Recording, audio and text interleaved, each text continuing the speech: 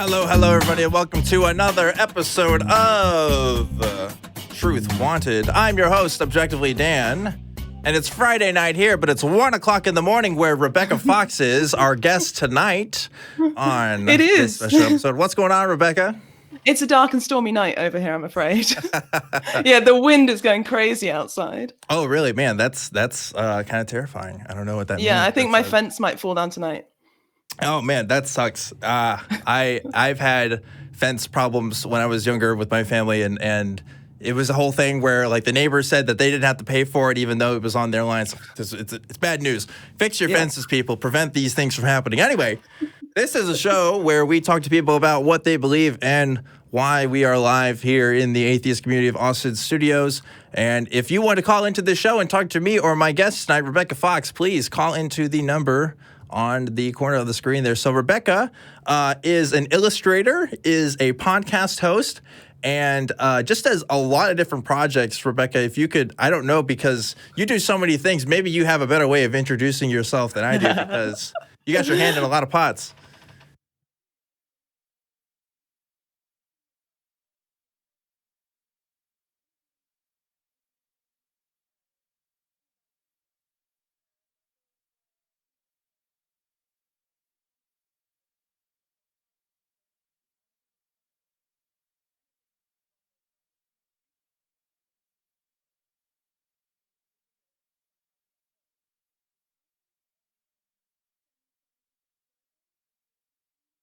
Yes. And so for those of you who don't know, I was recently in one of Rebecca's videos. I got to narrate someone's story about their deconversion process. And so hopefully, I don't think we didn't prepare that link, actually. We should have prepared that link, but maybe some nice person in the chat will look at that, and we'll probably try to get it maybe in the description here as well. I'll talk to the guys here and see if we can do that. But yeah, so that was a really fun experience to read lines for that. And let's talk about that video specifically a little bit more. Like, what was the purpose of that video, and what were you doing with that? Well, as I said, I mean, I'm an artist, and so I wanted to contribute something to the atheist community. Mm-hmm. And I thought, I'm also very into street epistemology. Yes. And I've made some video content along those lines before. So I've been watching all the videos, all the amazing videos of street epistemologists doing their thing. And I'm just thinking about that process of letting go of beliefs and what it's like for people. And it's kind of hard to create art for people if you don't really know who the people are. And I've got my experience, and I have these few videos I've watched here and there, and I have my friends. But what I wanted to do is get an idea of generally what we all have in common as people who've let go of, religion or I don't know, spiritual beliefs, supernatural beliefs, whatever it is. So I put together a survey of 36 questions, just stuff that I really wanted to know. Again, I say semi-scientific because I gathered the data just by shouting out on Twitter, and lots of nice people retweeted for me. You weren't getting grant funds for this or anything. Exactly. This was you putting out a survey. Yeah. Exactly. Yeah. But because I got so much data, I had almost 850 respondents in the end. And that started to feel like, I mean, amazing, but also a bit of a responsibility to these people who'd opened their hearts to me, because it wasn't just answering basic questions. There were questions about like, what was the first thing that you started doubting about your faith? Things like that. And people had gone into lots of detail in the comment boxes underneath each question. And I wanted to do something respectful, but also informative with it. So I sort of came up with the idea of putting a video together. And me and Anthony Magnabosco worked on this together and created something that hopefully, I mean, it presents the data, or at least an overview of the data, but also sort of gives my own artistic interpretation of people's experiences, and allows people to have their own voices, which is why I wanted people like you to step in from the atheist community to give voice to what people said. And as someone who has their own story of their own kind of deconversion process, a process of changing their minds, like that really resonated with me.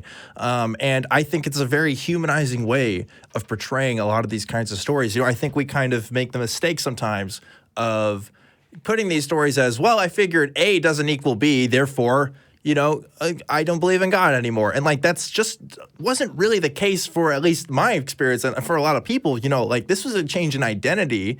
This was a change in social relations between people. This is a change in how people are living their lives. This is like a bigger deal than what some people can characterize it as. And I'm glad that we can kind of put that spin on there and say like, hey, here's people's like real stories, not just like a headline or just like, this is how I am now. Like for a lot of people, it's a process. And I think we got to illustrate that process pretty well. So yeah. I was really surprised at how, because people started messaging me. Well, people started filling out this survey and, as I say, going into a lot of detail about their personal experiences and stuff, which was fascinating, but also a bit like emotionally overwhelming for me, just these coming in. And then people started messaging me saying, this has been so cathartic. I'm really glad you gave me the opportunity to do this. And I was like, I didn't really think of it as like I didn't think that, I thought they were doing me a favor filling out the survey. It takes about half an hour. It's like, it's not a little survey, and it's very detailed, and, but people actually really wanted to talk about this stuff and express themselves, which I think must demonstrate that we don't talk about it enough. Yes. Or we just, either we don't make a public enough conversation about it, or people don't have the best means of dealing with this stuff in their own personal lives. I know, like, for me, and I'm speaking for myself, of course, but like, it took me time to kind of, I didn't jump right into like activism right away or anything. Like, I had to process things. I had to figure some stuff out. And if you don't have a good outlet for that, like, that's just as harmful as, still keeping beliefs that are harmful to yourself, because like I said, it's a psychological process that people go through, and it's not just always a philosophical exercise. So I'm glad that we can kind of look at that a little bit more with that video. And hopefully we'll get a link here so people can check out what. Well, it's very easy to find. They can just go to howweletgo.org. Yes. HowWeLetGo.org, and that's got everything. That has the video, and you can actually look at the raw data if you're one of those people who likes to look at raw data. Right. And you can look at my report, which I wrote up. And if you're wondering who did the illustrations, that's also all you. That's all Rebecca. Who animated that whole video. It's very beautifully done, by the way. I did the drawings, but Anthony animated them. He put them together as an animation. Yes, that's true. He did do the animation parts, but the visuals, designs were done by you, correct? Yeah. Well, cool. Yeah, and so let's talk about some of the other stuff you're doing, because you got a website, you got you're a podcast host. Like, what are some of the other stuff you got going on? Well, the thing I'm most excited about at the moment is my podcast. We've been doing it for a couple of years now. I think we've only been putting stuff out for a year and a half, because you have that period. Anyone out there who's a podcaster knows you have that period when you're making podcasts, but you're not quite brave enough to put them out. So we've been making them for 2 years, but maybe they'll be going out for about a year and a half. It's called The Seeker and the Skeptic. And guess which one I am? I'm going to say all of the above. Yeah, well, that's the funny thing. We kind of set it up as this dichotomy of my friend Kat, who is, she's into astrology. She's learning to do astrological readings right now. And she's just very interested in all sorts of spiritual topics. And me, who is interested in spiritual topics, but unlikely to become an astrologer anytime soon. And we were having these really friendly, fun conversations about woo, I guess. Yeah. I don't know. I don't know how I feel about using that word. That's the technical term, I think. Yeah. But and I think it's rare to find two people who come from such different perspectives who can have like fun, friendly banter about this stuff. And it's kind of street epistemology inspired. We talk about why we believe things and why we think the people who believe the things we're talking about believe them. But it's mainly just two mates having a chat. Yeah, and that's and it's an excuse to do all sorts of crazy shit as well. So we go and have the experiences. We don't just talk about it. We go and have the experiences and then report back. Yeah, and so I think it's cool that you can have conversations like that. Like, that's obviously what I've tried to strive here on this show. Like trying to have good conversations with people of all stripes. And I think some people have an idea where you have to have a conversation with people about specific beliefs in a certain way. And I don't think that's necessarily the case. I don't think you should always go about like just rooting people's bad beliefs out, because like that's if your goal is to change somebody's mind, then you have to realize that some people are entrenched in this kind of stuff. And like it can also be kind of disingenuous, because it's like, well, what if they have something to show you? Are you willing to be open to that? And so it's a posturing you should have, as I think of it, in these kinds of conversations. And I think I can support that kind of posturing when it's just two friends just like kind of talking about life, because that's how most of these conversations happen on a day-to-day basis. Yeah. You're just kind of recording it. So it's cool. Although I've found quite often, I think it's quite rare to find someone who is so open to discussing her beliefs as Kat is. And I think maybe 3 or 4 years ago, I couldn't have had these sort of conversations because I would have been too much like uber skeptic, like pointing out every logical fallacy. But now I've kind of chilled out a bit and I can recognize that there's value in just sharing ideas and not necessarily pointing out every logical flaw. Although obviously when we're talking about something that potentially has harms and dangers, that's something we go into detail on. Right. Like when it comes to, because obviously I think we all have friends and family that don't think the same way we do. Yeah. So like when, if a point's brought up and you're asked to talk about a point, I'm going to bring my evidence. I'm going to, defend my case if it's called upon. But a lot of times, if you can get along with people, that's a valuable thing too. And that's something that I don't think people really value enough. And that's not to say, by the way, that you should compromise on your values or your beliefs or do something that you wouldn't normally do for the sake of, just having a relationship with somebody. Because I think we both agree there's limits to where we can do that. But, if like some of this stuff is just like, look, you got to live to let live. I don't know. At the end of the day, like, and that's admittedly, that's a blurry line sometimes. But in some cases, I think we could make the case it's pretty cool. Like if you found out your friend was like, I don't know, making child sacrifices because it would boost her astrology points. I'm not a super expert on astrology. Don't tell her. Give her ideas. Right. Then I don't know. That's something you might have to do something about. But, like we're both in this life together. We're trying to figure stuff out. People have different paths. So got to respect that too. It's always a balance between trying to be honest, which is a really important value to me, and not trying to be a dick.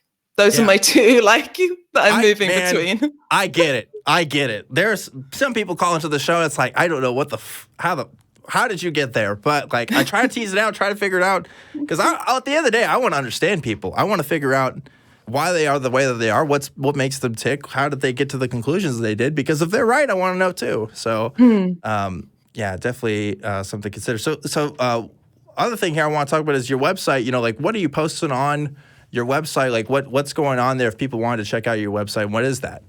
Oh, my website's RebeccaOnPaper.com, and it has just whatever I've done lately. So it has links to my books and some information about that. My comic books. I'm a comic book artist. And yeah, it's just where you can keep up with what I'm about and what I'm doing. It's not the most exciting place in the world, but if you want to know what's going on with me, that's where you'll find it. Yeah, and it's kind of funny we were talking about because we have our artist who made your thumbnail for today, for this particular show, and you were kind of interested because it's like, oh, somebody else made art about me. Usually I'm the one that's making art for other people, and doing it for them. So, but I think your illustrations are great. I'm really glad you got to be here on the show today. And I think I'm about ready to take some calls. How about you? Yeah, let's go for it. Okay, cool. First, I want to go to River in Michigan. Hey, River in Michigan, you are live with Truth Wanted. What's going on? Hey, can you hear me? Yes, I can hear you just fine. Hey, I've called into this show before, and last time it was about specifically objective morality, but my thoughts have changed a lot in a lot of different areas since then. But the specific question I wanted to ask is, I've been having trouble because I have obsessive compulsive disorder, which led to those problems with objective morality in the first place. And I've gotten to the point where I have trouble believing anything at all. I'm so skeptical of everything, including the axioms of logic itself and knowledge itself. And so I'm like, is anything true or false? River, did you know there's a name for that? There is? There is. It's called Pyrrhonic skepticism.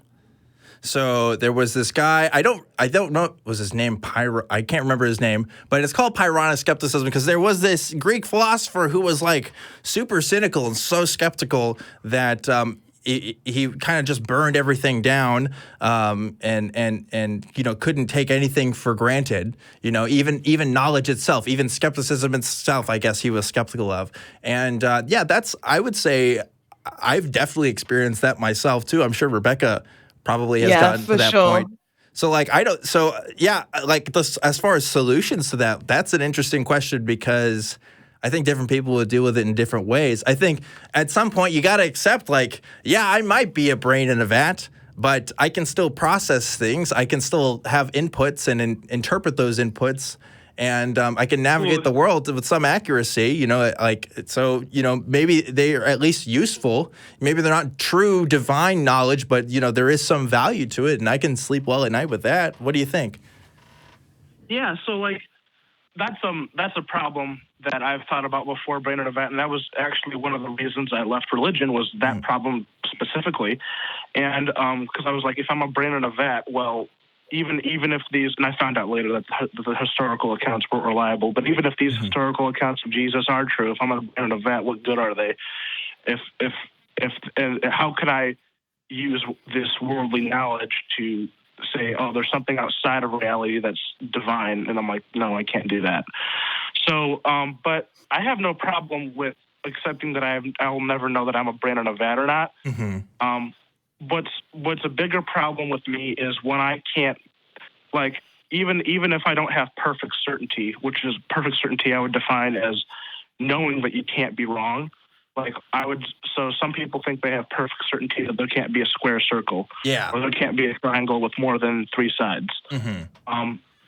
I don't even need that. I just need some way to operate and say, hey, based on my observation, this is most likely. And OCD has basically just taken that away from me. And I'm just wondering, how can I convince myself when I'm so skeptical and quote unquote, I say logical, but I haven't even established logic yet, to the point where I just want to escape this hole I've dug myself into, which is epistemic nihilism, really, kind of is what it is. Yeah, that's basically what it is. Yeah.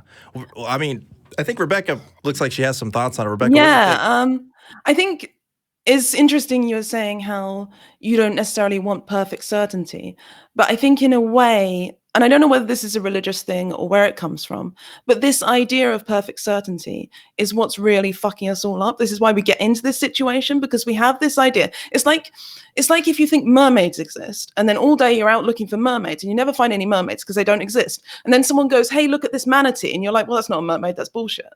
But it's a manatee. They're amazing creatures. So the fact that you have this idea of perfect certainty, and I'm not saying this is what you're going for, but the fact we human beings have the idea of perfect certainty, it's like a supernormal stimulus, that idea of something that feels so good to us. It's too good to us because it presses all the feel good buttons in our brains.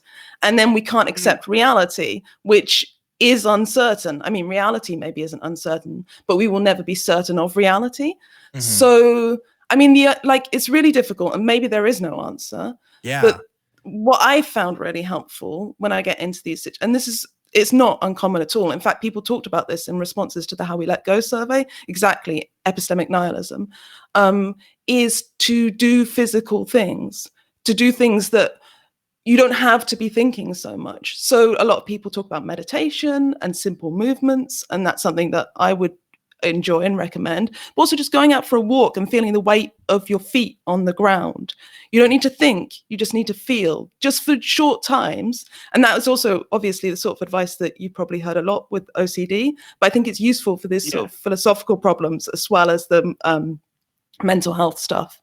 So I don't know, maybe you've heard that before, but that's all I got. So I'm reminded of, there's this South Park episode from a few years ago. It was a 2-parter where I believe it's Stan. They kind of do a parody of The Matrix where he kind of wakes up and realizes reality is all shit. And when I mean shit, I mean literally shit. There's actual poop everywhere and stuff. And he's kind of seeing stuff. I remember this one. Yeah, and it's kind of almost depressing. It's oh man, I can relate to that. And you have this thought of, I wonder how the writers are going to resolve this plot. What is the solution here? And the end resolution is kind of well, he kind of just has to live with it. He doesn't go back. He's still seeing this stuff. And That really struck with me because it's like, yeah, like we can get to that point, but at the end of the day, you still got to eat. You still got to move on and live and do something. And at this point, it's like, well, as a human being, I have to define my own set of values and figure out what I'm going to do.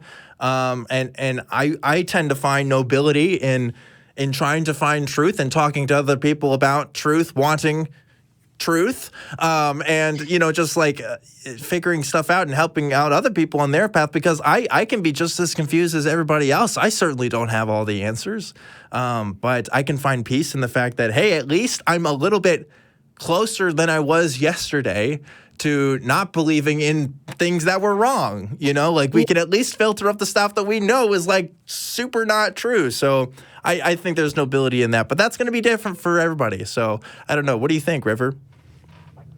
So like, it comes, yeah, that's I call that the dead end. Is when you find a realization and you can't find a way out of it. Like, for example, South Park, they find out that the reality is literally shit.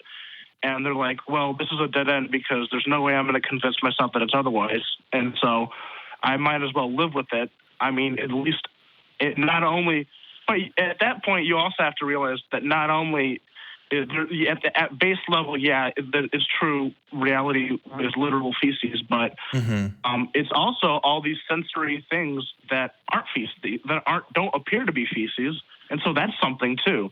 And so like, even if reality is a simulation, for example, that's not the only thing that exists. There also exists all the sensory experiences that it creates, and that's something valuable in and of itself. That's not. It doesn't really matter if it's what it's created by, if it's created by atoms or if it's created by ones and zeros. Yeah. So Soren Kierkegaard talks about this. He would have called himself, I mean, the language we use now is Christian existentialist, because he kind of realized, man, I can't prove this thing, this God belief that I have, but I'm just going to take the leap of faith and live my life to, whatever it is. Now, obviously, I would disagree with Kierkegaard. I don't think we should make quite the same leaps of faith that he did, but we do have to make a leap of faith by saying, yeah, I don't think I'm a brain in a vat because I'm certainly not acting like it. I'm certainly not trying to get out or whatever. Maybe, but even if I was, it almost does seem like I can't get out of it, right? So again, it's kind of just making the best of the situation that we have and overcoming, staring into the abyss, right? And just figuring out, man, where do I go from here? And as someone who has OCD, I can't imagine what that's like, because I don't have OCD myself. I imagine that probably just multiplies kind of the angst that comes with that. But you can, for me, like, this show is a great way of kind of relieving that, talking with other people. And I think Rebecca's right. And yeah, even if it's just a walk, even if it's just like some sort of exercise that you can kind of relax and realize that, hey, everything is okay. I'm still here. I'm just moving on, living life. And all things considered, I can say for myself, I'm a pretty lucky person to be where I'm at. And I hope other people can say the same for themselves, and I hope you can too, River. But yeah, as far as like, here's the chemical formula to like get you out of it, man, I don't have that, and I think you're right. I'm not sure anybody does. I think it's. Sorry, go on. Sorry, yeah, that's fine with me in a way. Like, so I'm just having this difficulty because OCD, it's like the ultimate call-out machine. It calls me out on everything, even when I think I'm right. And so like this morning I was like, well, I don't care if I do one small thing wrong. I'm gonna if I do one small thing wrong, I have the power to do that thing wrong, and I'll use doing that wrong and finding out that it's wrong as a vehicle to move towards truth. And I don't care what the reality is. I'm just going to move forward and because it questions whether I should just do nothing or do the things that I want. Yes. One of the oldest questions of philosophy, right? Whether or not someone should kill themselves. I mean, seriously, that's a thing people have been contemplating for a long time. What do you do? Like, it's tough. Yeah, it's the human condition. But anyway, go on. But I just said, you know what? I make the decisions around here. I'm in control of this body. I'm going to go do what I want to do. And I'm going to live to the highest values that I want to be true. So, like, I want it to be true that there's things I should and should not do. So I'm going to live up to those values until I either find out that they're correct or that they're not. But I was doing this for a little bit, and it worked pretty well until OCD was like, you're being dishonest with yourself. You're lying to yourself. You're not being honest. I couldn't really have a response to that. And so I went back to the stagnation, and that's pretty much where I am now. So I'm trying to find a way to get out of it. But it's okay if you don't have the perfect formula, because it's something I figured out over time. Sure. Rebecca had something to say. Yeah, I don't think, I've had similar conversations with myself, and I can see why you would go to that thought that you're being dishonest with yourself. But I don't think it is dishonest, because even if we can't know for sure, like, what's really going on, because we're only human beings with human brains, you can sort of do, and I hate to invoke this sort of Christian apologist talk, but you can do a Pascal's wager on this, right?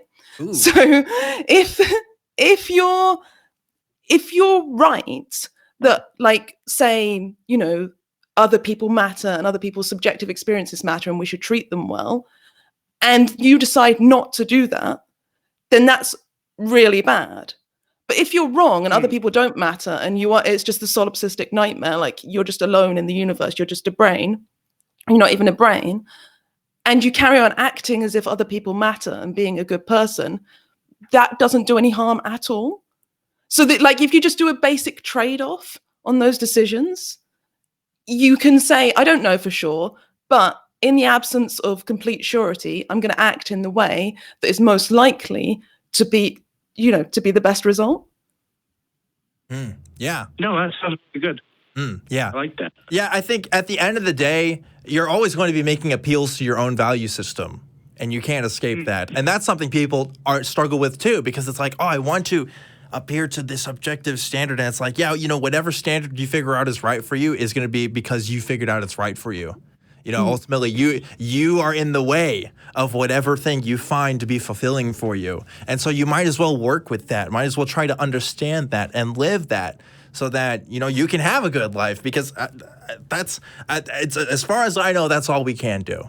So anyway, River, this was a great conversation. I want to get to some other folks here, but thanks so much for calling in. And Thank you very much. Yeah, absolutely. I hope you find what you're looking for. I hope you can talk to somebody about your OCD as well. Someone definitely more expert than Rebecca and I as well, because I know that can't be fun, and that's not something I struggle with. I really can't relate. I'm in my personal life, I could be very messy. Doing work is fine. I can do that stuff, but like I don't know.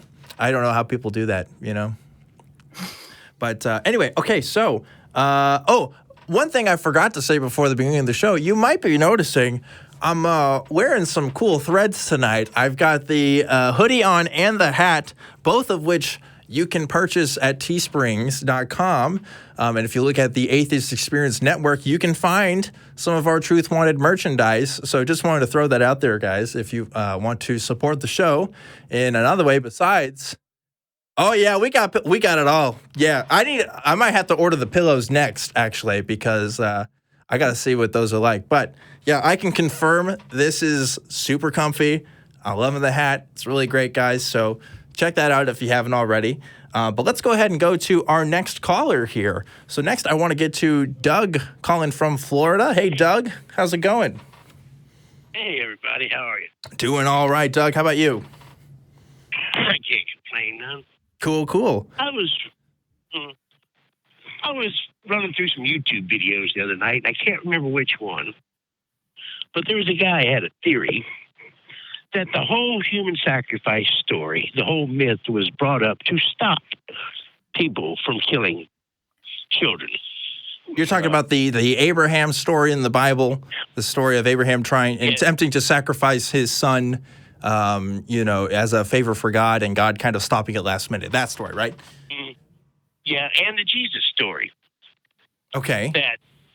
Because I guess in that time of that era, around the Mediterranean, human sacrifices was quite prevalent. People would kill people to think it would make the sun rise, or bury kids in post holes to the buildings. That non-believers, people using logic, made up the whole story to stop people from continuing human sacrifice. And that makes, I started thinking about it. That makes more sense to me than any of the other. Why would God create a son just to kill him? And when he can forgive sins, if he's all powerful and everything, why do you need a human sacrifice? So that was the ultimate. So now we can stop. Or the Isaac story. God didn't, stop his hand from killing his son. That it was all just made up that started to end human sacrifice. Have you ever heard that theory before? That's interesting because I've heard there are so many interpretations about the Abraham story in particular. And I think, it's funny to me because you ask Christians what they think about it, but I always turn to like the Jewish texts, and like the Jewish kind of scholars on the issues, the rabbis, because it's like, well, it was their texts first. So I want to see what they're like. And mainly the stuff I've heard is, your loyalty to God should be so devout that you're willing to kill your own family over it. That's one interpretation. Another one is God has a plan and that eventually everything is just in the end, so you just got to follow God and things will work out even if things seem kind of crazy at the time. And obviously there's probably some other symbolism in there too, relating to other kind of Jewish ideas. Of course, God provided, I believe it was a goat for him to sacrifice at the end instead. So there was still a requirement for sacrifice, but it wasn't the son. So that's kind of a metaphor for Jesus, right? That God kind of gave the sacrifice as for his son, for humanity, instead of us being punished. So that's like kind of the Christian interpretation of that. So yeah, there's different ideas. I don't know the theological implications because I'm not someone who particularly believes in any kind of theology, but I know that scholars have probably talked about it in different ways. Have you heard any of this, Rebecca? Not much, to be honest. I wasn't brought up Christian. I've never been a Christian. So I come to these stories completely fresh. And a story like that to me just sounds horrible. I'm sure it was intended. All of this, everything in religious text has a reason and a purpose for being there. Obviously, there were decisions made about what was put in there. And I'm sure they had, I'm sure there was an intention for it to be interpreted one way or the other at some point. But coming to it as someone who doesn't have any kind of, I've got no bias towards thinking God's a good guy. So when I read that story, he does not come across as a good guy. So why are you fucking with this dude? That's interesting because, because that's just not because growing up in the church, right, I was kind of inoculated to these different ideas first so that I wouldn't think of that situation as kind of screwed up. And I think it's kind of screwed up, right? But I do kind of cringe when other people kind of look at it and say like, oh, this is just totally terrible, really awful, because I do agree, like there is a purpose to that text being there.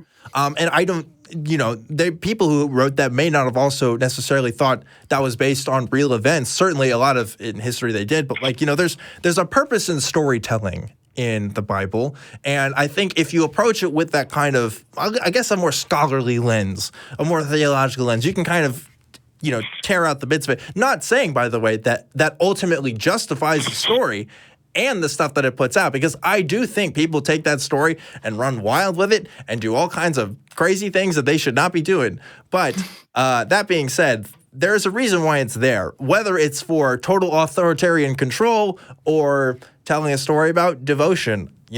That's going to be up to the reader. Does that vibe with you, Doug? Yeah, I'm atheist. I'm firebrand atheist. I'm anti-theist. I was brought up in the church. My dad was a preacher. I've heard all this. I don't think any of it really much. Yeah, legends are born, myths, stories. You're talking about people that walked around in nomadic for hundreds and thousands of years, that stared up at stars and dreamed up stories and myths and legends grew. We certainly know the flood never happened. The Adam and creation, that's ridiculous. I don't know if there are Abraham and Isaac. But the more I listen, I don't know if Jesus ever was a real person, because if Christians had any evidence or any kind of, they would be running halftime commercials on the Super Bowl with. If they had any concrete proof. Well, they run billboards around these parts. I'll tell you that much. Oh, yeah. I drive cross country and an over-the-road truck driver. I can't count the For Truth billboards I have seen Oh yeah. Forgive me for my sins. You can't turn on the radio, TV, billboard. It's everywhere, and it was all myths, legends, story tales brought up because none of it. When you really start looking at this, none of it makes sense. Not any of it. And the more we learn about science and technology, the more and more ridiculous it does sound. You know, I agree with you, Doug, that if we're looking at these stories from a literal perspective, then yeah, I don't think Abraham's story in particular, there's definitely not any evidence out there as far as stories like that. Now, New Testament stuff, people will quibble with you, but Old Testament stuff, you know, and there's arguments to be made that the original people who held these texts didn't necessarily think that a lot of these stories were literal. In fact, I mean, like, the Jewish tradition was to kind of argue over these texts. You know, like, that's what the Talmud is all about. I mean, we're talking about rabbis who are, you know, who have different interpretations, and those interpretations change over years and years and years. So, like, even back then, if we're looking, you know, hundreds of years back, there was not a complete consensus on what these stories really meant. And it's going to look especially foreign to us as modern readers. So, you know, there's something of that to take account. But yeah, if someone were to come to me and say, yes, everything in the Bible is literally true, I'm definitely going to quibble with that, because I don't think so. I think there's some stuff in there that just doesn't really fly with what we know today. So, yeah, we live on a flat Earth when we have a dome and we're riding on a turtle's back with elephants holding it. How much ridiculous stuff can you really make up? You know. Well, when you live in a pre-scientific age, I mean, you can get away with a lot, you know. But now, thanks to peer review, we can kind of look at things a bit more critically, I think. So that's also something to consider. The internet, these guys, you know, you guys included, and your call screener, Michelle, I'm going to give her a shout out. She's a really nice person. But the things you guys do are really open. You know, Aaron Robb, Matt Dillahunty, the Evidence Guide, that History of God that started talking about the Babylonian story, the Egyptians, the Greeks, and how it all blended together to make up the story of Yahweh. And I just say you guys are doing a good thing. Well, thank you, Doug. I really appreciate that. And yeah, like, well, I'm going to keep doing my thing here for sure. And Matt and those guys will keep doing ours. And Rebecca is doing some good stuff too. So I got to give some shout outs to her. But I'll want to go ahead and move on to some other callers here, Doug, if you don't mind. But thanks again for calling in and kind of giving us your thoughts on that. Now, Rebecca, I didn't actually know that you didn't grow up Christian. That's kind of interesting.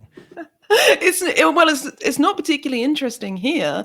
I actually just checked before I got on the call with you, and the latest survey, I can't remember who it was. Oh, the British Social Attitudes Survey in 2018 said 52% of people living in the UK say they have no religion. So we're actually in the majority here. Really? Now, how recent is that information? That's 2018. That's 2018. Wow. Okay. So you've actually become more than half of the population. Now that's people saying no religion, not saying religion, though. atheist. Now, obviously, that comes with a caveat of there are people who will say no religion, and that does not mean that they are, one, skeptical, two, don't have some beliefs that might be questionable or that we might call religious, you know? Yeah, exactly. Actually, I live near Brighton, just outside Brighton, which was the year I moved, like 3 or 4 years ago. They declared it the most godless city in the UK because it had the smallest proportion of people who said they adhered to any particular religion. But it's also it's like the woo capital of the UK as well. Woo. We have Reiki, we have, ghosts, we have healing, tarot, everything. Let me tell you, I'm sorry, I'm going to interrupt you here because for Valentine's Day weekend, I was out and I picked up a magazine here in Austin that was kind of talking about some of the local services and stuff. And they had a whole thing on spiritual kind of practices here. I swear to God, I saw a holistic vet care place where, the acupuncture, some light therapy is kind of interesting if you study, but like just everything you could imagine on the spectrum of bullshit. And I still have it. It's at my apartment. I got to go look at that because I want to go over some of the stuff. Because like that kind of stuff, people really make some money off of that. Yeah. And it's just, not too many people realize that, it can be entertaining, but also like it's a business. Like people are making their profits from exploiting people sometimes. So it's difficult to tell. So we look into a lot of this sort of stuff for our podcast.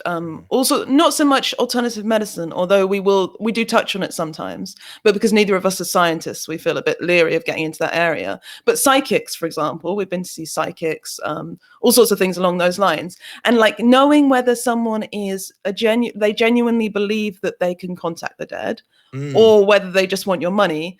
It's a really fine line, because I think you can. I mean, I used to read tarot. So I was raised without religion, but I sort of fell into a kind of. I mean, I was Wiccan. I was a witch for many years, and I did a lot of kind of woo-related stuff, as you would imagine. Many Wiccans do, although not all. It's actually interesting. There are quite a few atheist witches out and about now, which is nice to see. Anyway, so I used to read tarot cards. And I believed that I was getting messages from the cards, because I would put down the cards and they would have these symbols on them, and they would seem to relate really well to the problem that my friend had told me about.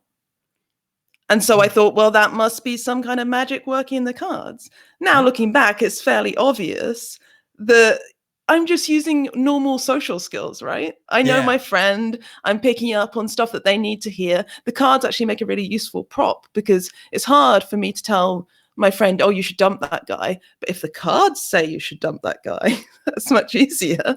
Right. So it's like, but you can, my point is, the people who are doing the thing, whatever it is, whether it's alternative medicine or psychic, whatever, they may very well believe that they have those powers. And that makes a whole different conversation and a whole different approach you need to take with them than someone who's just a straight up charlatan who's got an earpiece in and is cheating. Right. Yeah. And that's what makes these kind of conversations really difficult sometimes too, because you don't know. It's not just always bad actors. It's people who have genuinely convinced themselves that they have these abilities too. And like there are documentaries about this kind of stuff. I mean, there's people who would talk about like, yeah, I used to believe this stuff, and I genuinely believed I could like bend stuff with my mind and things like that. And like he didn't. Yeah. People think now. I don't know. I don't know people's hearts. I don't know how much they're trying to trying to change their story a little bit, maybe to make them seem more palatable. But it definitely becomes more difficult when the other person you talk to doesn't know that what they're doing isn't kosher. But anyway, I want to get to some more calls here, if you don't mind. Let's go ahead and go to Tom in the UK. Hey, Tom, you are live on Truth Wanted. What's up? Hey, guys. Yeah, I can confirm what Rebecca was saying there about the UK. Religious-wise, we are pretty good, but we believe in a lot of bullshit. Well, I think it happens like, because here's the thing, like, I was warned away from like psychics and stuff in the Christian church. You know, like a lot of Christians you talk to, and that's not all of them, because a lot of Christians here, you know, they'll say whatever. But like if you grew up in a certain strain of Christianity, you're kind of inoculated from this other stuff because you're told to stay away from it. So you don't see it as much here as you might see it in the UK if you're not growing up with kind of that prevention method, you know, then people just kind of discover what's out there. So anyway, that's kind of interesting.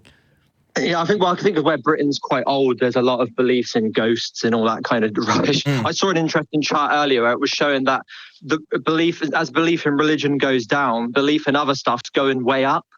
Yes. Yeah, definitely. Yeah. I think it's I think they're replacing religion with other woo nonsense to counteract it. I think a lot of people are rejecting religion because I mean, there are many good reasons to reject religion, but perhaps because, you know, it's homophobic or like whatever, that just religious people are horrible, so I'm not going to be religious anymore. You haven't become an atheist because you're a critical thinker. You've become an atheist because you don't like what you see in the religious community that you left. And so you don't have the critical thinking skills to apply. And this is not, you know, in any way your fault, because we should really be taught these things. I certainly didn't have these skills. As is obvious from my tarot reading anecdote. But so if you don't have those skills, then you're just going to pick up the next thing that comes along, where, I mean, there's lots of people who have very, you know, inclusive, lovely, friendly communities of woo. So why not go to them? That's true. So anyway, what I was calling up about originally was I wanted Dan's opinion on the phrase "babies are born atheist" because I've having a real problem with this recently. Every other week, people seem to be talking about it and arguing with it on the Atheist Experience page and other pages, and I kind of think it's utterly pointless to give babies that label. I just don't see any worth to it whatsoever. I don't know what you guys think. Yeah, I guess I'll start first. You know, it's a phrase that comes up every once in a while, and I definitely see it too. To me, like, babies don't really have the cognitive abilities to have beliefs in the same way that I think. That's exactly my opinion. But people online seem to be utterly against it. You know, they seem to say no, they are atheists. But so here's why I think it comes up though, because there is an evangelical rhetoric that says, oh, you actually, like, Jesus is with you, like, or the Holy Spirit or God is with you from the beginning because you have some sort of moral sense to you. Or something, you know, like you can hear the God in you from the very beginning, from when you're born. And that's why they say, like, these babies are kind of Christian babies because they're, you know, everybody's a Christian on some kind of esoteric level, even though, you know, there's no evidence of that. It's just a thing people say. So I think that's kind of a response to that. It's like, oh, well, babies are born atheists because they don't have those beliefs, which, yes, that's true, but, like, they don't really have any beliefs. Yeah, they don't have any beliefs. Yeah, like, so my cat doesn't have any. My cat's an atheist. You know. Yeah, I mean, it's not wrong. It's just kind of.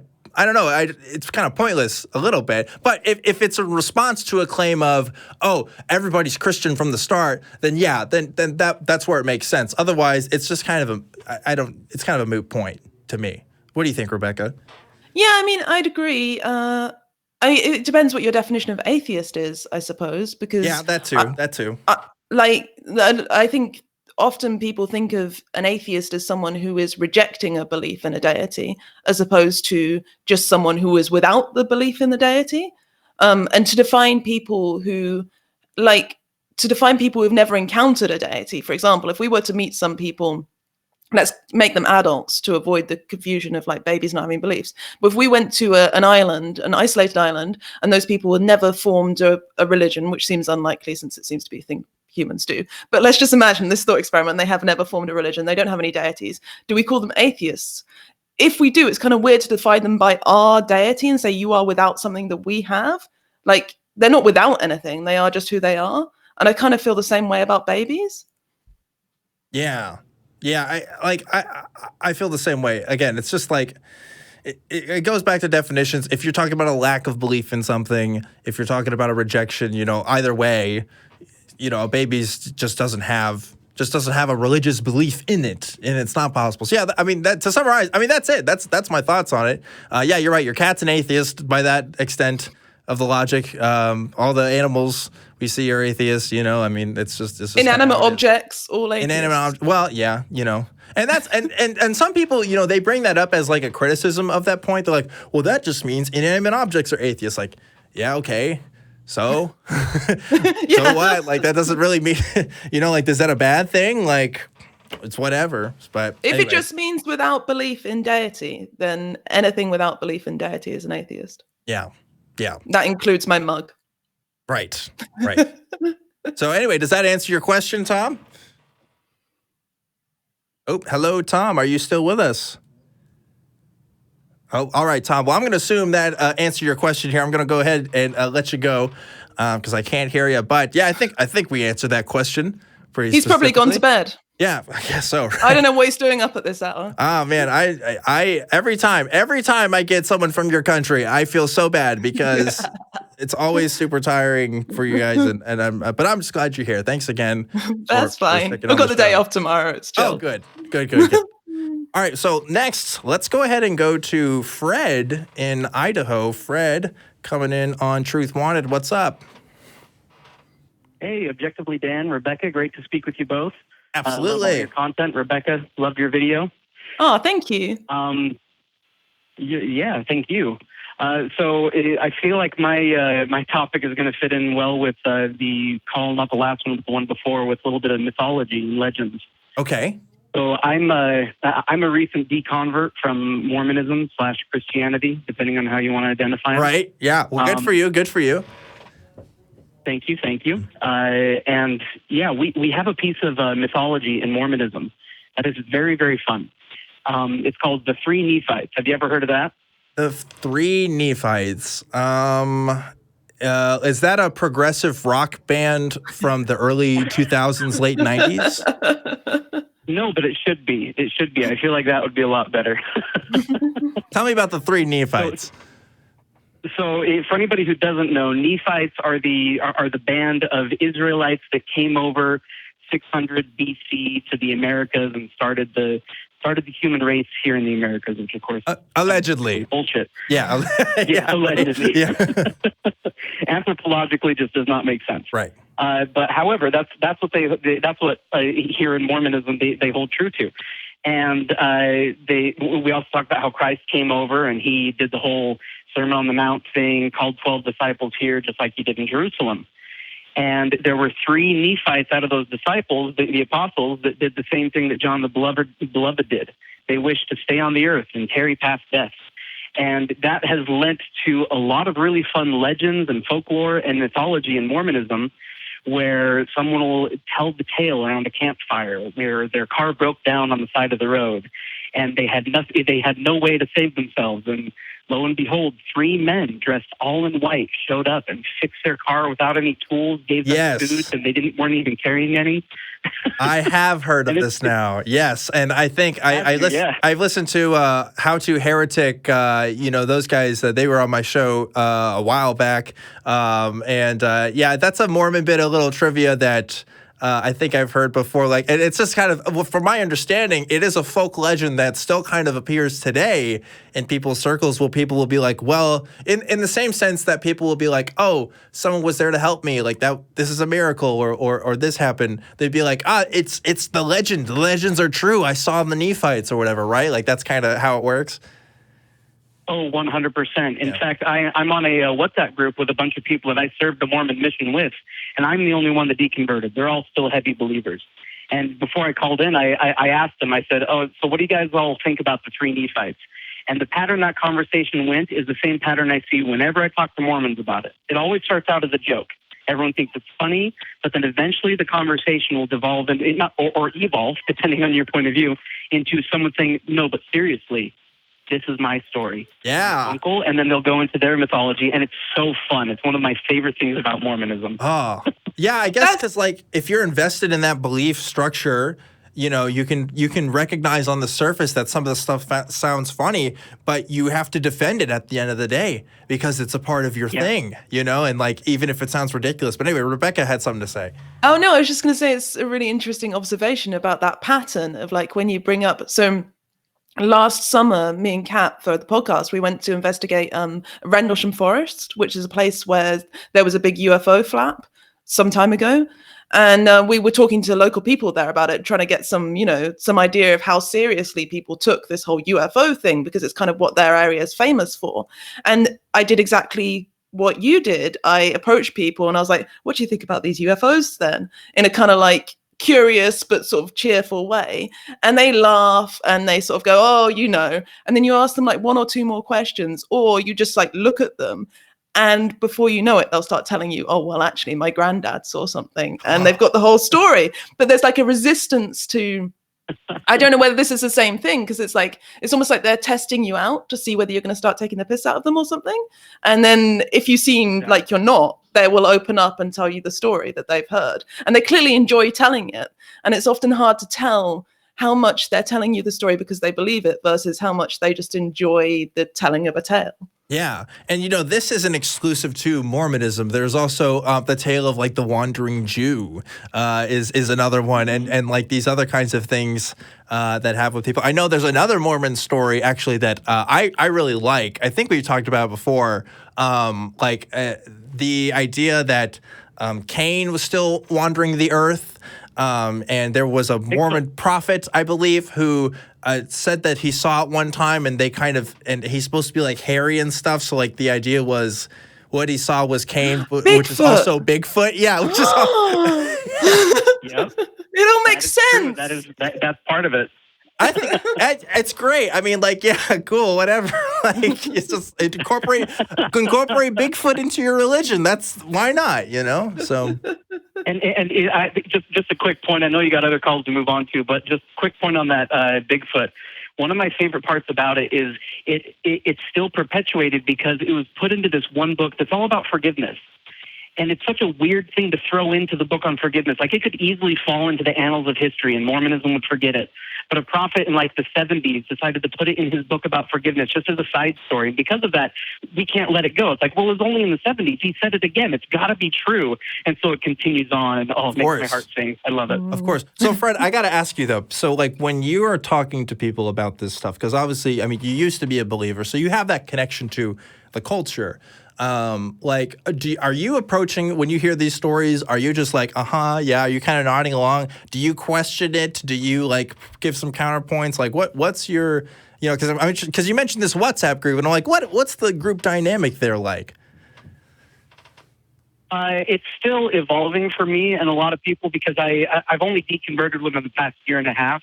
And so a lot of people are very aware of it, but they don't know if I'm like, is he an angry ex-Mormon? Is he an angry atheist? And I try not to bring that into my interpersonal relations. I do all that on Twitter. So because of that, I feel like a lot of people are a little bit more open to talk to me about it.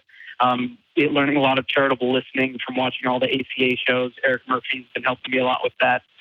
But all of you are just fantastic with it. So it definitely helps with the dynamic, to answer your question. Cool. I do joke about being an apostate, but in very lighthearted terms. And I don't try to directly attack anybody, and that definitely helps.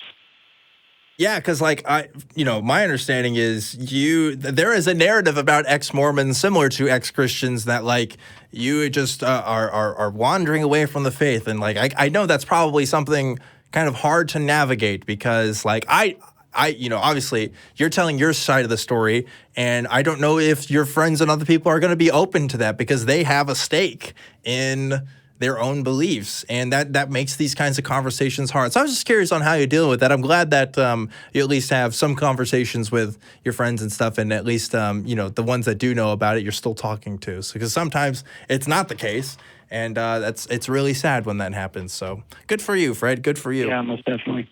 Well, Rebecca, did you have any final thoughts here? No, just great story. I'm going to Google it. Yeah. Three Nephites, I guess. Not prog rock band from late 90s, early 2000s, but something else. Fred, thanks again for calling into the show, bud.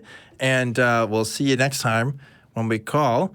So I got one other call here on the line, but we have some open lines here, and we still got some time left on the show. I saw Nathan, I saw you call and drop out, but if you're watching, come on and call back, okay? And we'll try to get to everybody that calls in here. So if you want to try to call in, we'll see. We still got probably another 30 minutes or so to go. And so, yeah, definitely we got some lines open. So please feel free to call in with the number down there at the corner. Next, I want to get to Bobby.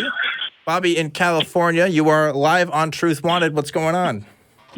Hey, man. You guys can hear me good? There's a little bit of background noise, but I can hear you otherwise. Okay.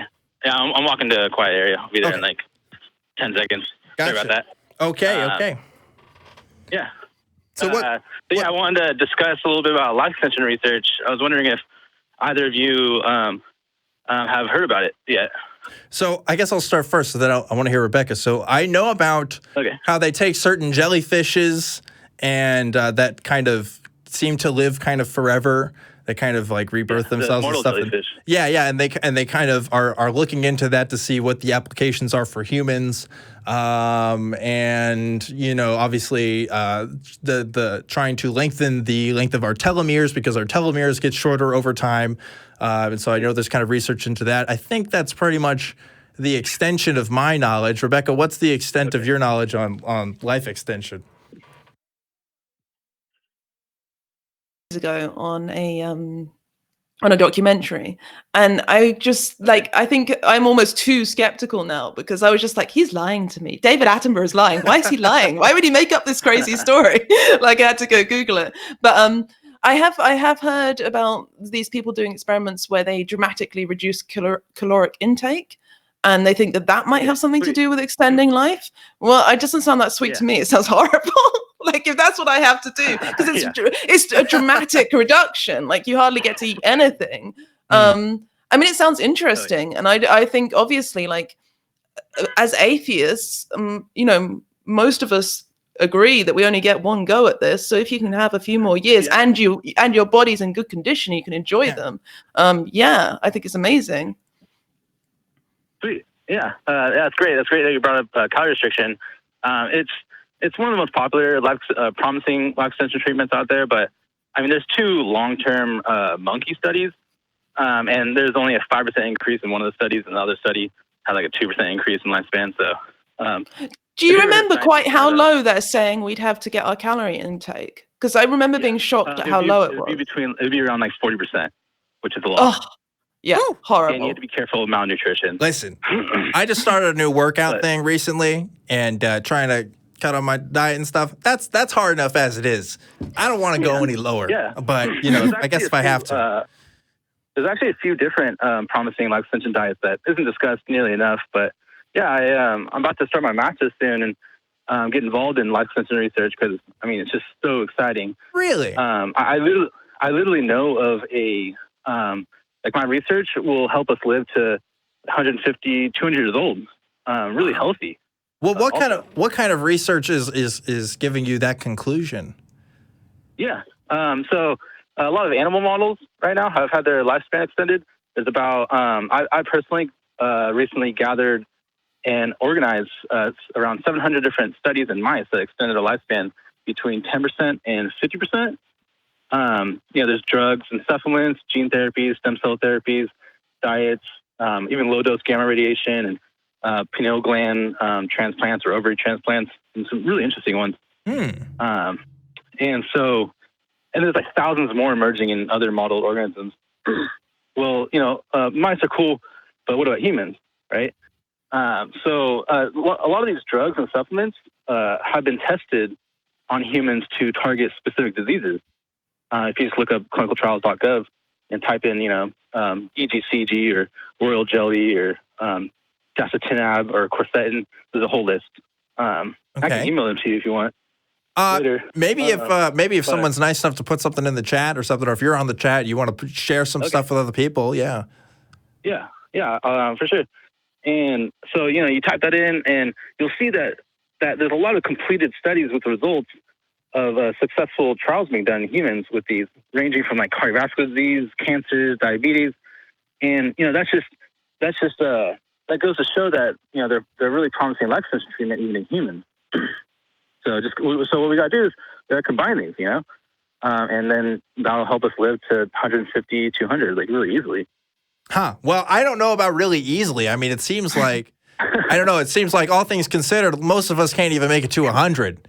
Maybe but I have to admit, I don't know enough about this kind of research to really say what kind of predictions we make. I can say that, any kind of predictions we've ever made about our scientific progress as humans go has been pretty much wrong in terms of time spans, so I don't know if if it's in my lifetime, that's cool. But I don't know. Man, it's happening. That's cool that you're researching that kind of stuff. I hope, Bobby, when you get that research down, you send your research to the ACA so we can get that stuff first, as long as it's FDA approved and everything. I'd be interested in that. What do you think about it? What do you think about atheism and the defeat of death? I think it's like really the next step for atheism. So what are your thoughts? That was actually going to be my next question for you, Bobby, but I guess since you asked me, I'll go ahead and say it. I don't, so a lot of people have this idea that, I wouldn't want to live my whole life anyway, because by the time I get to the end of it, for some people, they don't, they're not in the best condition, and so they can't do the things that they want to do anyway and stuff. Now, if I was a healthy human being and I got to extend my life, if I got the body that I have now and I could get that for like 200 years, I don't think I'd mind that per se. But I don't know. People have different thoughts about this, and I've been conflicted myself, because on the one hand, I want to say, why don't I just live the life I live and then just move on, and then just once I'm done with it, I'm done with it. But if I could live and if it's in the right conditions, I would want to stick around for a bit longer. I don't know about forever.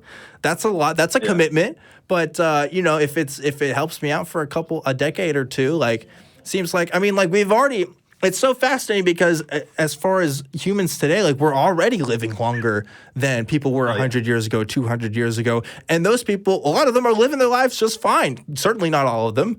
But like, you know, they don't want to, you know, end things sooner. And again, that's not with every single case. But for the vast majority of them, a lot of them are just getting along fine. So yeah, I don't know, maybe. But that's kind of, if you gave me the option to extend my life, I probably want to wait till I was a bit older to figure that out and see how my life's going up to that point, maybe. We always have the option to choose death, you know? Like, you can be 10,000 years old and you can still jump in front of a car. Well, it'll be self-driving. So. Maybe, but we also have inhibitors that prevent us from making those kinds of choices, too. You know, like we're always trying to help ourselves in most cases. Now, some people aren't in the right mental condition and other kinds of things where they, you know, they make decisions that don't benefit them. But, you know, regardless, for a lot of people, they want to survive just like anybody else. But Rebecca, what are your thoughts on, you know, extending life and kind of living forever? I guess it depends whether you're having children or not, because you need to make space for those new people, right? Like we only have so much space on the Earth. I guess we could expand to other planets and stuff but there is I don't know when we'll reach it. Or maybe we have already reached it. I've heard people arguing that. But there is a carrying capacity for this Earth. So if people aren't dying off, but we're still having children, then that's going to be a problem. That's interesting. That reminds me of a story I read when I was younger about a society of people that could basically live forever. And when the children got older and they wanted to look up to people, they would look up to their parents, and their parents were still looking up to their parents and their parents. And then like stuff wasn't getting done because there was like a chain of dependency, and people could actively choose to kill themselves. But that was pretty much the only way you'd die is if you made that choice, because otherwise you could live forever. That was kind of an interesting take too. And that's what that reminded me of. But Bobby, obviously, I think you have some thoughts about this. Oh, yeah, man. I've been working on the research for like maybe a year and a half now, 2 years. And I've been studying transhumanism also for a while now. I'm really surprised that atheists aren't attracted to this idea of living longer, you know, because we all, you know for sure that there's nothing after death. It's just, you know, it's quite obvious to us. So you think like more of us would be like, jump on board like really instantly. That's really interesting, I think. Maybe that's because we're wary of science. Maybe because we're wary of the effects and the sociological impacts that our decisions and technology make. You know, like I think maybe we're just a bit more cautious about kind of the ramifications of that. I don't know. Maybe I'm just spitballing. Yeah. I mean, I feel like it's pretty like, you know, cut and dry. You know, it's like you're either dead or you're here, and it's like if you're not here, then you can't. At least you have a chance here, you know, to fix things. But and then I think atheists, the next step for atheism. You know, it's really easy to like make fun of theists, and I think you do like an excellent job at not making fun of them. Like other atheist podcasts, you know, they'll make fun of them a lot and stuff, and you know, that's fun to watch sometimes. But I think you do a really good job at being objective and really letting them know, like, you know, this is wrong, and you explain why. Well, thank you, Bobby. I appreciate it. Yeah, man. But I think the next step for atheism really is to, you know, heal theists, because there might be like a mass suicide that occurs because of theism once we defeat death, because, you know, people want to go to the afterlife and whatnot, you know. So I think we really need to step up our game and you know, be concerned for these people and really try to heal their I don't know. Well. So, but there's also a clear theology under most Christian sects that I'm aware of that, you know, and suicide is not an action that will necessarily get you to heaven. You know, like taking your own life could be considered, you know, a sin.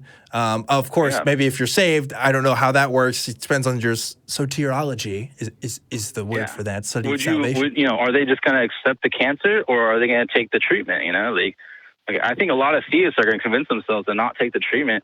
And I think it's our duty now to help them, you know. Yeah, to see the lights. There are people that are like, I want to come home to Jesus. You know, like that's a phrase that you hear. And yeah, yeah, man, it's gnarly. That's a tough thing, because I've in general have been in favor of people's right to death, you know, like people who are at that point in their life where they're ready for themselves. But like, if it's for reasons like that, that would also be hard. But I also respect people's autonomy. So, like, a lot of conflicting moral boundaries here that I'd have to navigate. Yeah, man. We got to start talking about it, Yeah, you're right. I think maybe we do need to have more of a conversation about it. But I also want to have some conversations with some other callers here. So I am going to get to some other people here. Bobby, thanks so much for calling in and talking about this interesting topic with us. And if you have any more research, I want to know what's going on. Tell me your findings if you can. Later on. I'll email your website. My preliminary research. And I just want to say one last thing real quick. Sure. We're actually going to defeat death. From I have evidence that we're going to defeat death probably like 15, 20 years from now. All right, Bobby. This video is going to go on the internet, and if YouTube is still around in 15 years, you owe me $100, okay? And that's for this money's time, not for future inflation, okay? That's for current value. We got to look up the index. All right, I'm going to let you go here, Bobby. Thanks again for calling in on that. But interesting topic. Pretty cool that he gets to research that stuff.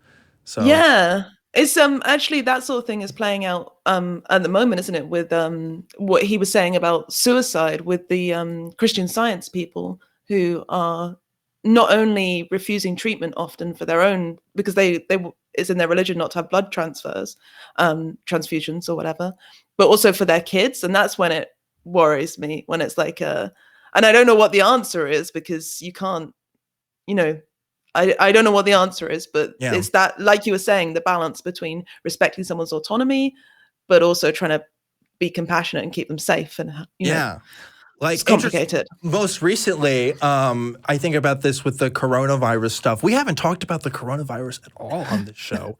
Nobody's got me any coronavirus conspiracies, although they're out there. Trust me.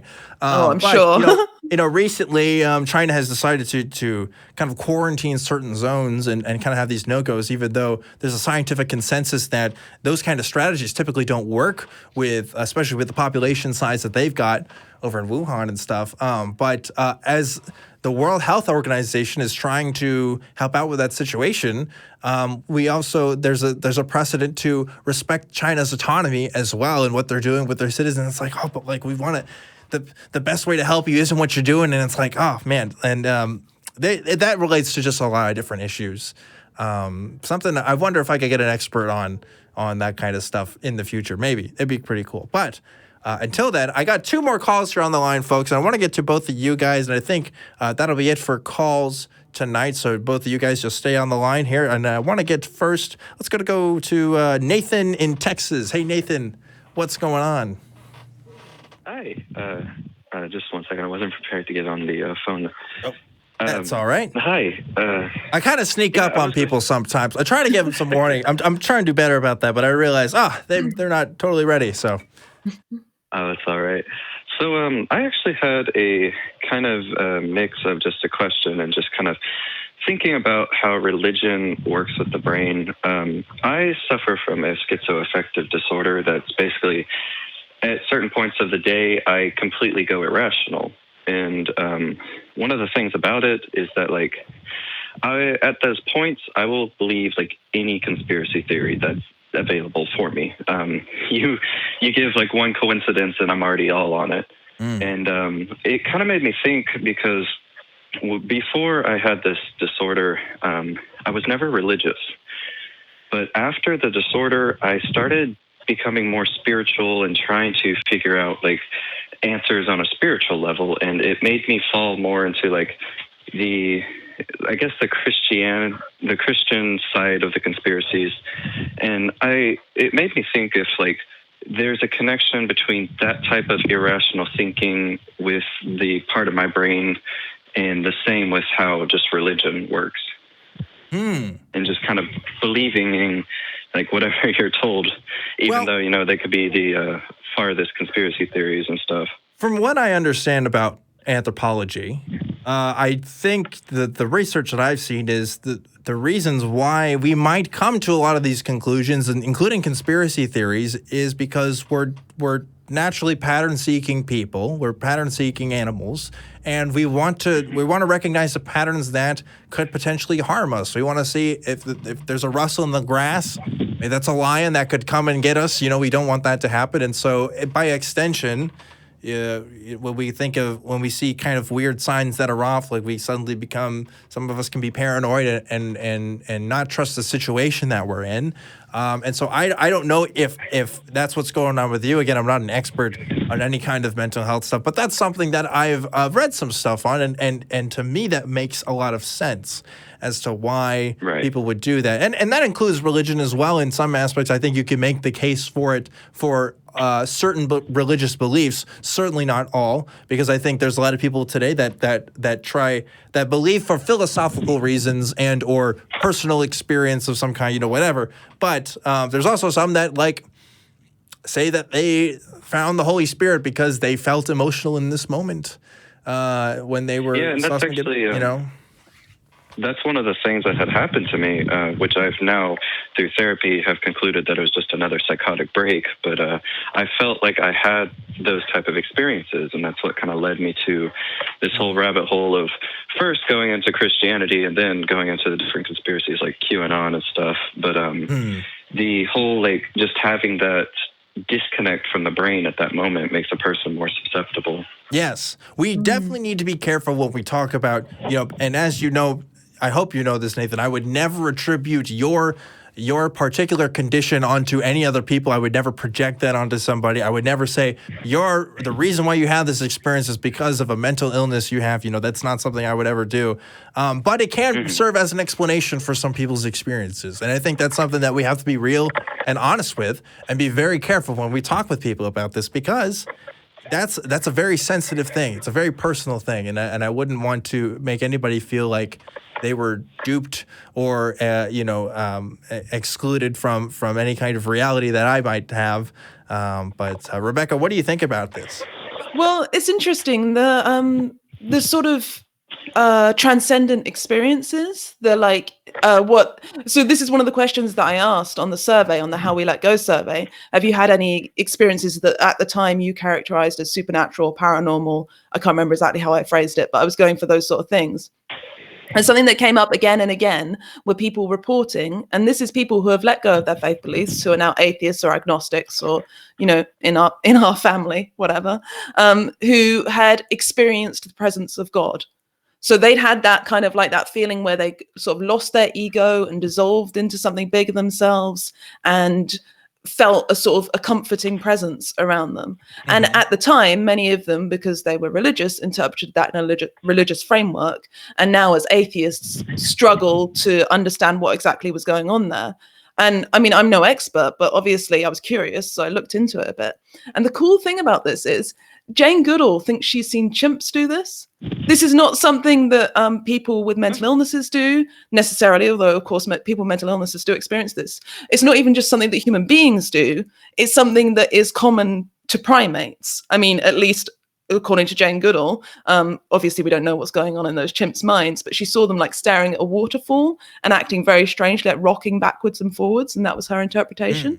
So, I mean, obviously, not a mental health expert, can't speak on that at all, but I can say that those experiences are very common. Yeah. And they happen cross-culturally, and I've had experiences like that. I had one very recently, another strange experience we had on the podcast. We went and did ayahuasca. So yeah, blasted my consciousness wide open. I don't know about that episode. Yeah. I gotta listen to that, but yeah, that's a fun one. So yeah, these things happen. And the way we interpret them depends on our cultural context and all sorts of things. Group trances are a thing. And it's interesting to look into a lot of that stuff. It doesn't matter if you're a Christian, doesn't matter if you're an atheist, whatever. You can experience that stuff. I remember when I was younger and I went to a hypnotist who tried to do some stuff on me. And I was really young. I don't remember all the extent of it, but I think he did get me to kind of do some things here and there. But it was just suggestibility. It was just these kind of mental tricks that you can kind of do with people. And as someone who has worked on the other side of this stuff in terms of the Christian world, there are certain things that people will do to induce certain conditions to make that happen. If you're in a worship service, they're going to lower the lights, and they're going to start talking like this, and they're going to make some sort of deal out of this, and then the music starts playing. If you ever watch Alex Jones's show on InfoWars, like he's making some point, and then somebody's going to turn the music on, and then it's going to make this big old point about the globalists and the deep state, like that. There's like these little triggers in people's minds that make them more susceptible to the information based on certain persuasion techniques. So yeah, you're definitely. Well, that was one. That was one thing I've learned too, is that a lot of the previous conspiracy theories are just some of the information that I've learned. Once I kind of snap out of it and I'll go back and actually try to decipher what I went through, it will be some of the information will just kind of be skewed or just not right there, and your cognitive dissonance, or at least mine, which has to kind of kick in and just be like, oh, it made sense there just because the attitude and the whole area that you're in, because it really just depends on if it's light or dark outside sometimes. Yeah. And or what if you didn't eat anything recently, little things like that, but material things, right? I think that's thing to point out, not necessarily spiritual things, at least as far as I know. So anyway, I'm glad, Nathan, that you're able to kind of figure things out for yourself, and thank you for sharing your experiences with us on this program. And I hope you continue to find the treatment that you need and get the help that you need for yourself. But it sounds like you're doing pretty well right now. Yeah, at the moment. Well, good. Well, thanks again, Nathan, for calling in. And if you have any updates on your experience or other thoughts you have, I'd love to hear it. So please feel free to call in anytime or email the show. It's truth@atheist-community.org for you guys out there who are interested in emailing the show about inquiries or just general stuff. I look at everything that gets sent in through there. I got one more call tonight before we end things here on the line. Can you handle one more call? I can handle one more call. You handle one more okay, I could. Sometimes I can just see. I'm like, it set it in just a little bit. She wants to go to bed. I'll let you go to bed, Rebecca. We just let's just take care of this one. I want to get to Jeremy calling in from Iowa. Hey, Jeremy, what's going on? Hey, Dan. Not a whole lot. Hi, Rebecca. Hi. Hey. So I called a few weeks ago about morality and gave you my spiel about an objective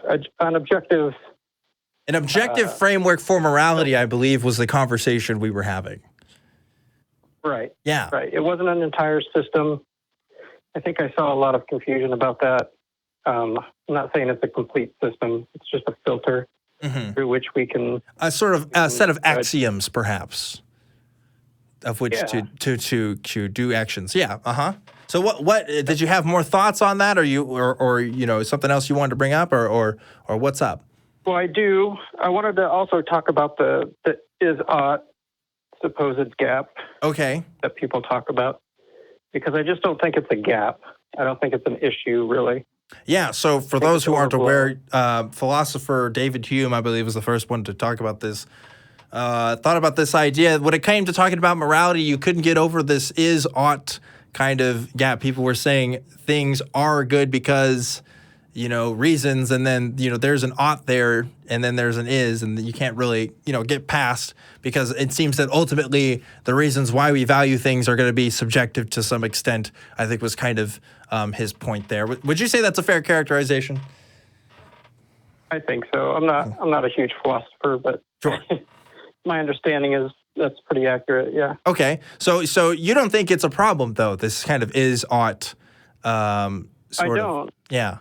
Okay. Why? I believe the ought is completely non sequitur to the question of is. So if you take any moral system, you could know ultimate morality. Let's say you're omniscient tomorrow, and so you have access to ultimate morality. It doesn't matter what that morality is. The question of ought still remains, right? So there is no, it doesn't affect what is. So if we said, why should you not murder? It doesn't affect whether or not murder is moral or immoral. Right. So this is the question of ought. Yeah, I think is non sequitur. Okay. Yeah. So this would be an understanding of morality that says, look, murder is going to be wrong whether or not I exist or Rebecca exists or you exist or anybody else exists. Murder is just kind of as a fact, as a moral fact, would be wrong, right? Like that's kind of the view you're holding. Well, I would put it. It doesn't matter if it's wrong or right. The question of ought you murder is completely separate from that fact, right? So let's just grant that murder is immoral objectively. Okay. Right. So this doesn't tell us anything about whether or not we ought to murder. Doesn't tell us anything about whether or not murder is moral or immoral. And so there's no, what people are trying to do is connect the two somehow, but right. There's no connection. Right, but that's the is-ought distinction, though. Like that's kind of David Hume's whole point. Right. I just don't understand why people try to discount an objective moral system by saying, well, why ought you do this or that action, right? The ought is basically implied in the question. So if I said to you, Dan, you ought to go to the gas station right after the show. Mm-hmm. You know, the question of why is implied by whether or not you need gas. Like well, not necessarily though. See, that's the difference, right? Because like unless we've established the reason why, you know, they are going to be two separate things. We can't just kind of shove it into one thing and say, oh, there, you know, obviously, you know, if I am going to do it, there's going to be a reason too. But that's the question, right? We have to determine what that reason is and if it's a good reason. That's the key here. Because if there's another thing that says, oh, you shouldn't go to the gas station because the price of gas is too high today, but it's going to be lower tomorrow. You know, like that's going to be separate from you telling me that I ought to do something. Does that make sense? It does. So, and that's the point I was kind of trying to make is if we're talking about you getting home, right? If your goal is to get home in your vehicle, but you don't have enough gas to get home, then the question of what ought you do becomes implied. It becomes self-evident, right? Well, because because I'm a human being that has my own goals and motivations. But that's because I'm putting myself in there. I am projecting me in there. You know, if we're saying something is objective, then we have to take me out of the equation, right? So the objective part of this, whether or not there's an objective morality, we can talk about the ought separately, completely separate. So if we're talking about morality, if you and I are having a discussion about morality, then we've already granted, at least the two of us, we've already granted that morals matter. We've already granted. Oh, got some motorcycles nearby. Sorry about that. So, the question of should we act in a moral fashion basically becomes an axiom. It basically becomes a given at that point. Well, but so you know, which morals matter is the conversation people have. You know, because if we can't figure out, that's the is. Yeah. So, Rebecca, are you following this? I know you're tired. We're jumping into some philosophy here. No, I'm following it. Yeah, I mean, the is-ought distinction is an interesting problem. As I see it, it's something along the lines of, you know, we have this world that's made up of matter and it's got all sorts of things in it and it's got sentient beings that suffer, humans being one of them. And we have these feelings about that situation, which suggest to us that we should behave in certain ways, like we shouldn't hurt people, for example, or, I don't know, we shouldn't eat fish on Fridays. Like there's all these ideas, like moral ideas that people have, and everyone's putting forward their moral idea and saying, my one is the right one. My one is you shouldn't hurt people. Mine is the one about fish, whatever. But the problem being, and the reason, like the whole human problem is you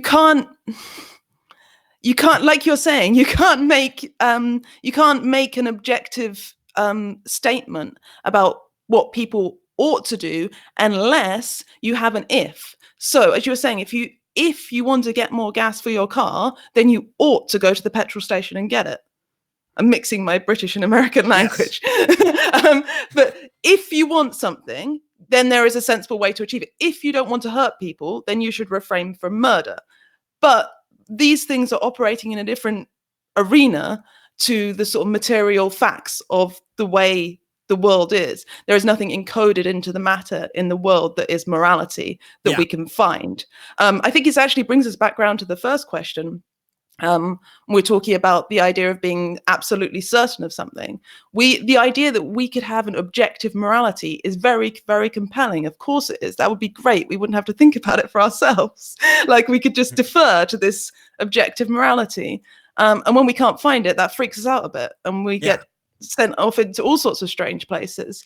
Accepting that morality, and I know people have visions of objective morality and have good arguments for them. And I'm not a philosopher, so I can't really evaluate those arguments. But as far as I see it, I don't think there is anything written into the code of the universe. I think morality is something that we humans do, which makes it really bizarre and frustrating to talk about.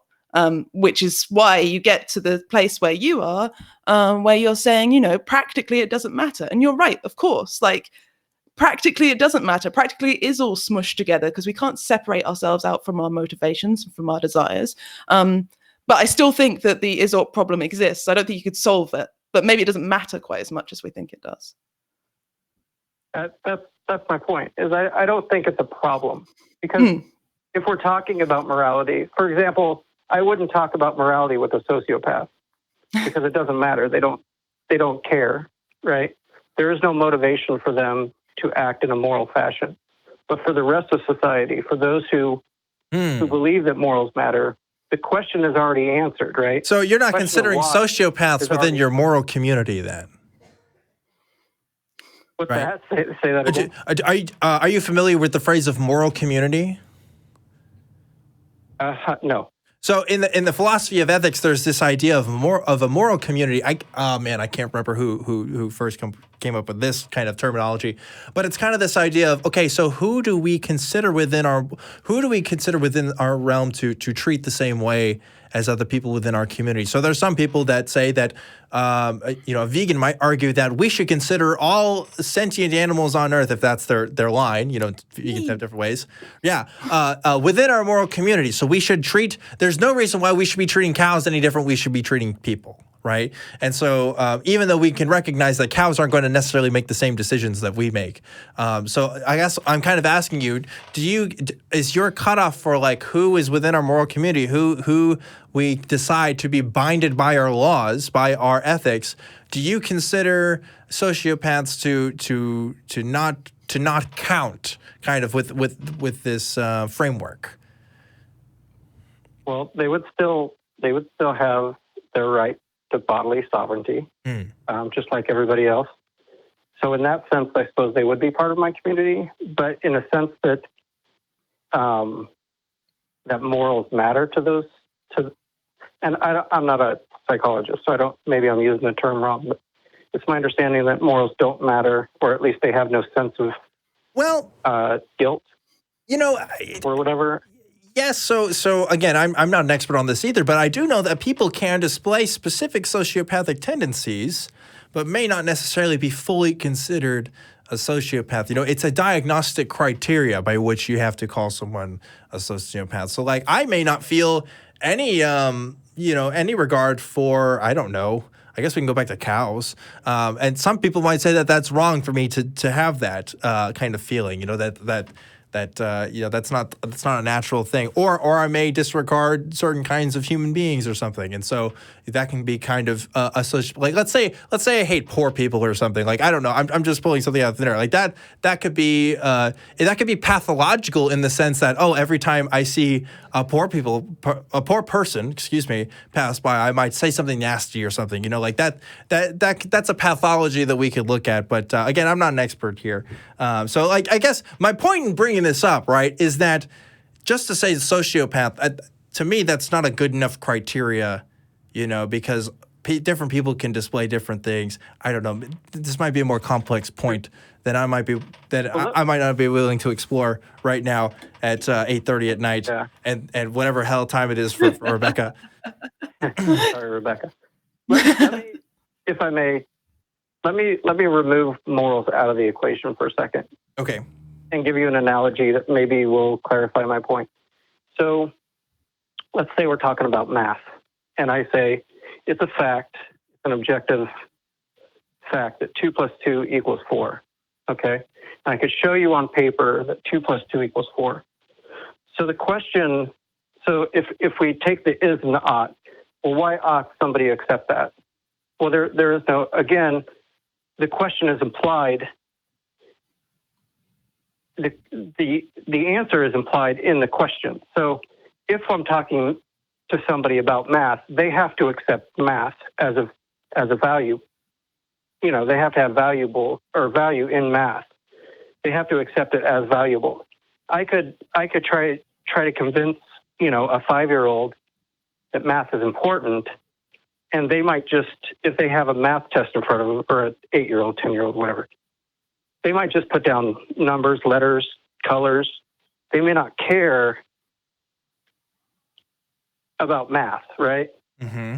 And so it doesn't do any good to talk about the is. I mean, obviously teaching kids math is important, but it doesn't do any good. Let's say there's an adult who doesn't accept math. They don't care. What do you mean by don't accept math? Like they don't think it exists, or that they just don't think it's important? Well, they don't care about it at all. They don't care that 2 + 2 is 4. They don't accept it. They don't, for whatever reason, they'll say 2 + 2 = purple. 2 + 2 = 12. It doesn't matter to them the logic of math, the fact of math, the fact of 2 + 2 = 4. So there, like this is ought question, in my opinion, it supersedes morality. You could apply it to any single topic there is, just like the gas station. Well, to somebody who doesn't mind walking and leaving their car abandoned on the side of the road, it may not matter to them to get gas. You can't convince them, even though it's a fact that if they drive a gasoline-powered car, they have to put gas in the car, right? Mm-hmm. And so that's an objective fact. And if you're talking to somebody about you ought to go to the gas station or you ought to do this, they have to already accept the axiom. Yes. I guess that's kind of my point. Well, but I think you might be missing, because that's the criticism that really Hume is talking about. He's saying you have to accept the is, and in order for you to get that ought. And there are people who don't accept it. You have to accept the is. Well, I think the is could be anything. It could be any. So going back to my vegan example, substitute any. If you don't share the same ethic that you need to treat cows better, then why even talk about morality at all? So that's why we're saying, well, when we want to have an objective framework, it's one that everyone can follow. And the fact is, I don't think that we have one that everyone can follow, because what's the point of having a framework if nobody follows it?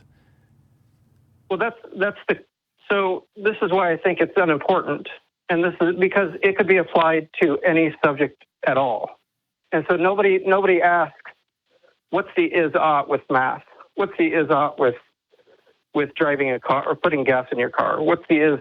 They only come to morality and they say, well, why ought somebody, follow morality? Well, they've already math granted that morality is important. In particular, math has a set of rules and systems that are already set up that you're supposed to follow. You can't break away from, you can't really invent new math in the sense that you can't make 2 + 2 not equal 4, because it's kind of already there, and that's what makes it objective, right? So what you're doing is you're granting that if we have the is, then the ought falls in line. Sure. But not everybody follows the is, though, and that's kind of the point. But this is We have to argue why should we care about the is. That's the arguments that's been happening for centuries now, right? Why care about the is? What makes one is better than another is? So if somebody asks, why shouldn't I murder, right? Yeah. Well, this question is not valid if we already know that murder is immoral. If we have an objective framework for morality, and part of that objective framework is murder is immoral, if the ought follows the is, axiomatically, yes, if it's implied, then we don't have to establish. Then basically what I'm hearing is the gap is bridged. Well, but you got to have the framework first, though. I don't know. I think there might be a miscommunication here, but I don't know. I'd have to read what other people in the comments say. I'm sure people are just like freaking out because I'm probably getting all my philosophy terms wrong. I know I'm sure they are. But that's it. I don't know. This might be something we got to explore maybe another time. I know that we did last time too, but I think maybe we got to a different thing today, which is good. But we are running a bit late on the show. But Jeremy, I do want to say thanks for calling in and talking about it, because talking about morality is important, I think. Objectively. Why not? ObjectivelyDan endorses this things. But anyway, maybe next time when we talk about it, we can read up on some more stuff, and I can be a bit more prepared, because I'm starting to feel it now too, Rebecca. I'm feeling it a little bit. But anyway, Jeremy, thanks again for calling in. Sorry to cut it off like that, but I don't want to get too late and too into the weeds. But it's been a good show, man. So many people calling in. I've had a really great 2020 so far with Truth Wanted. You guys have been stepping up your calling game so much. We've had tons of calls for the show, and I'm always looking for more people to call in, and from just a wide range of subjects. So if you know somebody that like is super into crystals, or maybe has their own Bigfoot story or something, tell those folks to call in, or call in on their behalf and tell those stories to me, because I want to know regardless, because I'm just really interested in this stuff. I want to give a very special thanks to Rebecca for being on the show tonight. Thanks so much, Rebecca. And to the crew in the back who helped make this stuff happen. There's our crew cam who helped make this show every week, if you're watching this on YouTube. And you should like and subscribe if you haven't already. And if you also like this show, John, that's gross. Don't do that. God. Audio listeners, you've been spared. If you're listening to this on iTunes or Spotify or wherever else you get your podcasts, you just missed John shoving his face into the camera while eating chips, I think. I don't know what that was. And as always, you can contact me again at truth@atheist-community.org. Also, I'm on Twitter at ObjectivelyDan. Be sure to follow me on there. I like to post stuff on Twitter, and it's just fun for me. And if you like this show, please consider donating on Patreon. It's patreon.com/truthwanted. Or want some merch? Teesprings, Atheist Experience Network. I had a link in here, and it's bit.ly/AEN merch. So bit.ly/AEN merch. That's where we're getting this cool stuff today. I'm really enjoying this stuff. I think it's pretty cool. Again, Rebecca, thanks for being on the show. Where can people find you at? You can find me, I'm Rebecca on Paper, on Instagram and Twitter, and listen to my podcast, The Seeker and the Skeptic. We have great fun making it, and we'd love to have you listening.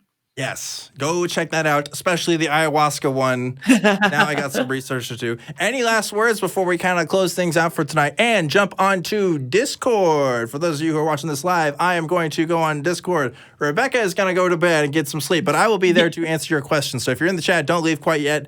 Come join me on Discord. But last words, Rebecca. Oh, it's been really fun. Thank you so much for having me. You have amazing, thoughtful, interesting listeners. It's a really cool show. I agree. My listeners are awesome. You guys are cool. Very well thought. Very articulate episode today. I just enjoyed today's show. So thanks again, everybody, for watching this program. Remember to always keep wanting the truth, and I'll see you next time.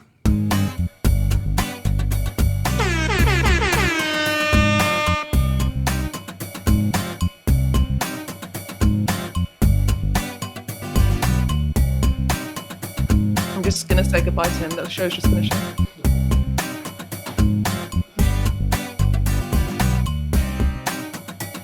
Oh, my bag's killing me.